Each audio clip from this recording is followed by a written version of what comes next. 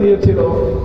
সেই হিন্দুত্ববাদের মাধ্যমে তারা চেয়েছিল বাংলাদেশের আগামী প্রজন্মকে ধ্বংস করতে, বাংলাদেশের ইমানি প্রজন্মকে ধ্বংস করতে, বাংলাদেশের মানুষের হৃদয় থেকে তাওহীদ এবং একত্ববাদের চেতনাকে ধ্বংস করে শিরকি মূর্তিয়ানা হিন্দুয়ানা সংস্কৃতি বাস্তবায়ন করতে। এই জন্যই আমরা যখনই শিরকের বিরুদ্ধে কথা বলেছি, আমরা যখনই শিরকের কোন প্রতীকের বিরুদ্ধে কথা বলেছি, তখন যেটা হিন্দুত্ববাদের বিরুদ্ধে যে আমাদের যেই কথাটা গিয়েছে, সেই কথাকে মোকাবেলা করবার জন্য বিগত আওয়ামী জাহেলিয়াতের সরকার বারবার উলামায়ে কেরামের বিরুদ্ধে রুখে দাঁড়িয়েছে।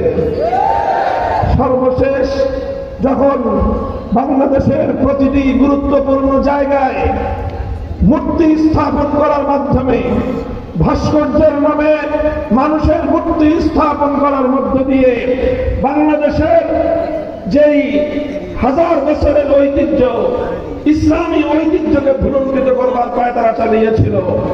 বাংলাদেশের রাজধানী ঢাকা পৃথিবীতে একমাত্র নগর যেই নগরকে মসজিদের শহর বলা হয়, মসজিদের নগর বলা হয়।